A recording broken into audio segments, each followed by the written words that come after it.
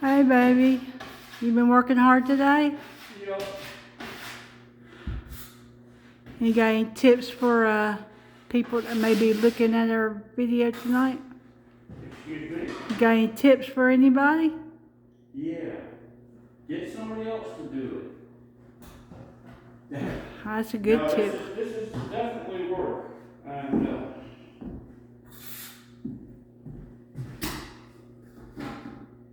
let's put it this way. It costs money to go to the gym. This pays you back.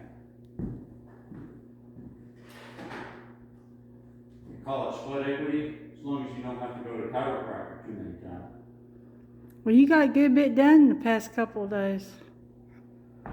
Because you finished hanging it. And you put the bead, Now I put the corner bead up. and I used nails on that. I wasn't going to use screws because I can kind of work it a little bit easier with a hammer. Well, looks like everything's done except for that one corner there. Yeah, that's bathtub up top. So I won't close that up until after I have a bathtub in place and check it and test it and make sure I don't have a leak. That's smart. So all that's got to be done before that can get closed in. But all the rest of this can get taped and get the finishing coat, get it all finished up. I like our door push and on the other side says pull. Yeah. That's for me, because I can't figure out how to get in. But have you noticed? The other side of that door is warm. Yeah. There's a different temperature from There here is to there. a different temperature. Because that's that heat coming up through the stairwell. And I have a feeling once you get everything finished off, we're not going to have that big of a temperature difference here. No. I mean, the way this house is constructed, the way it's made, it allows for thermal transference through the floors.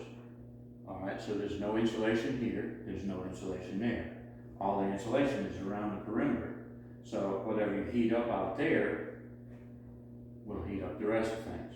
Now, I'm not sure how that's going to work come this summer when the second floor wants to get really hot, but I think we've got all those windows up there, and that's what we got the windows for. How many windows do we have in this house? In this house, I think it's like 32 or 33. I think it's 33 with the basement window we 33 added. 33 or 34. But yeah, it's And how many doors did we say we were going to have? well, right now we have 2 in the basement and 4 on the ground floor. That's 6. 6 exterior doors. Exterior insulated doors. And all of those are installed and usable. Oh yeah. Okay. How many interior doors are we going to have? Oh God, I got a list over there, but it goes, There's a lot. it goes from one pocket to the other, and in between there ain't no money.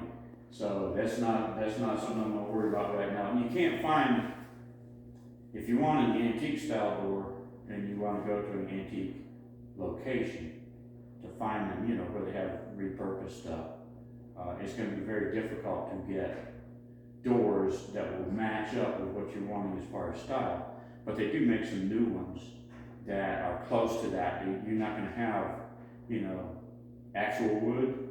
You might have a composite or something like that. It'd probably take paint better than the old ones are. And if you're gonna have a new house, you might just well have new stuff in it. So antique stuff is good for an accent, but to build with, sometimes it's going to be difficult to use an old door. They had mortise type latches and lock systems in them, which meant that they didn't have a hole bored in them like the regular doors do to put the doorknob on. They got a square pocket. So you got to, that's something you don't want to mess with. And finding a bunch of those at work, the reason they changed it is because they didn't.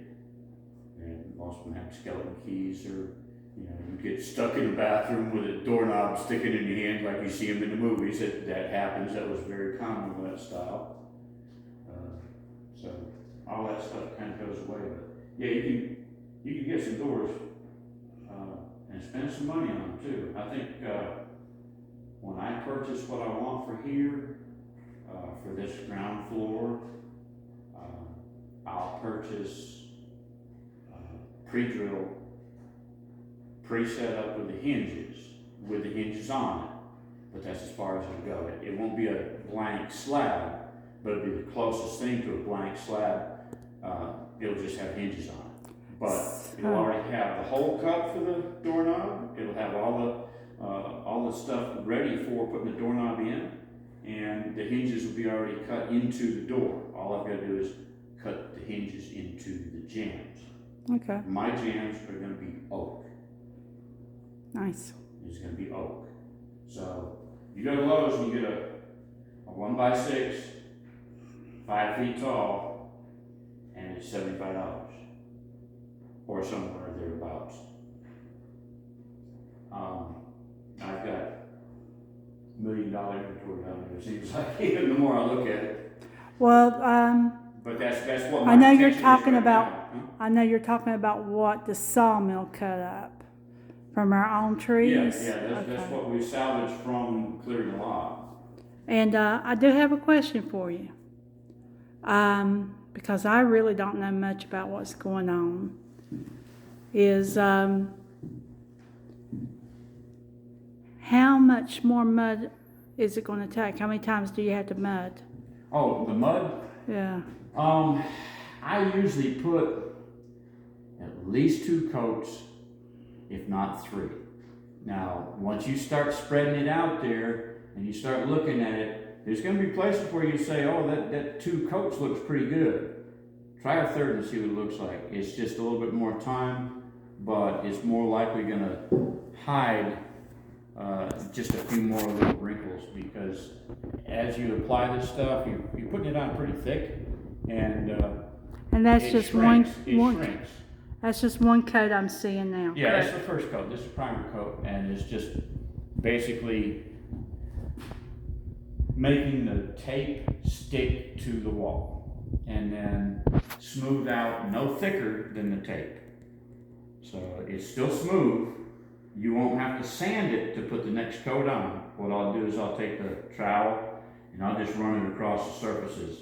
Because every once in a while you just have one little bead of stuff that stuck to the corner of the trowel when you're wiping clean. So you might still have something on the wall, but you don't have to sand any of it. You just kind of make sure there's nothing on the wall, put another coat on. Now the next time you put the coat on, if you want to, you can use a wider trowel. This one's just a 5-inch. This is, a standard trowel. I've got one that's about 11 inches, and I use that for some of my finishing. But I also use my main trowel for holding my mud. A lot of these guys will use a big old thing, or a tray or something like that. It's just something that I'm used to. But the way it's made is different. It's not made like a cement trowel.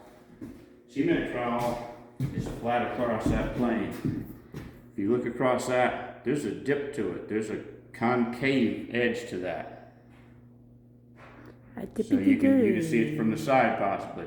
Yep. But that's designed to build up your center seam when you're spreading the mud. So you spread it, and the thicker it is, the more it shrinks. So you have to keep putting more on. That's why you go with 3 coats, because there's a lot of shrinkage in it. We don't want cracks. Yeah, and I've tried to find another one of these. I thought maybe I'd want a new one. I can't find them. I've been to places that specialize in sheetrock. They ain't got it. Oh well.